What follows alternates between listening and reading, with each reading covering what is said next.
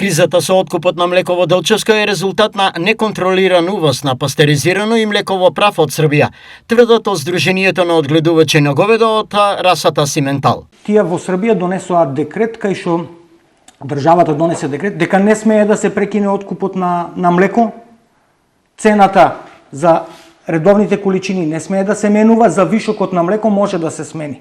И сега вишокот на млеко тоа е вишок што доаѓа кај нас. Со мала цена, со ниска цена.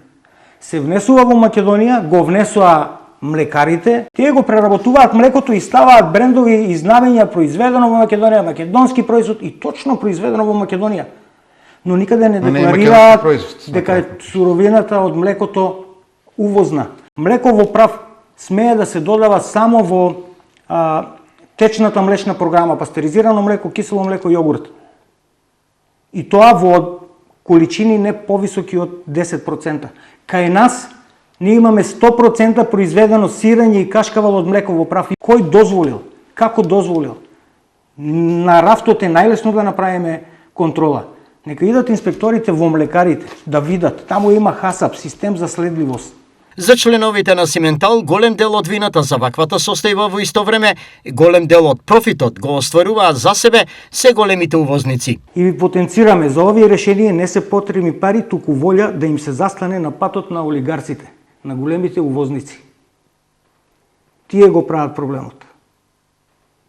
Не се млекарите што го преработуваат, не се фармерите што прават вишоци на млеко, туку увозниците. И кои можат да продаваат се и се што под етикета каква сакаат. Знаете ли, го читав синоќа 3 сати законот за безбедност на храна. Знаете ли какви ригорозни закони? Јас сум Значи, ако се почитува тоа 50% сум сигурен дека пола од инспекторите го немаа прочитано законот. Аз сум го прочитал, 3 сати ми треба само за млеко, за етикетирање, за проценти, за детали, за степени, за чување, за транспортирање.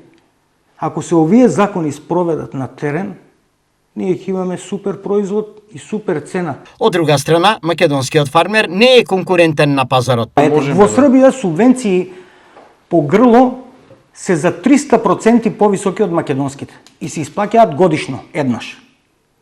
Нашите не се исплатени.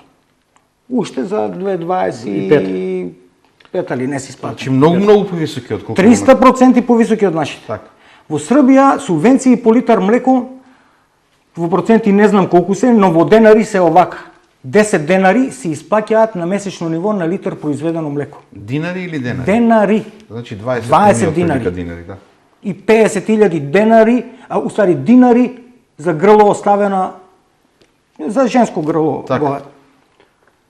Нашите 16 месеци ни доснат субвенции за млеко. Не наоѓаме мана, нема пари, окей. Тоа е тоа.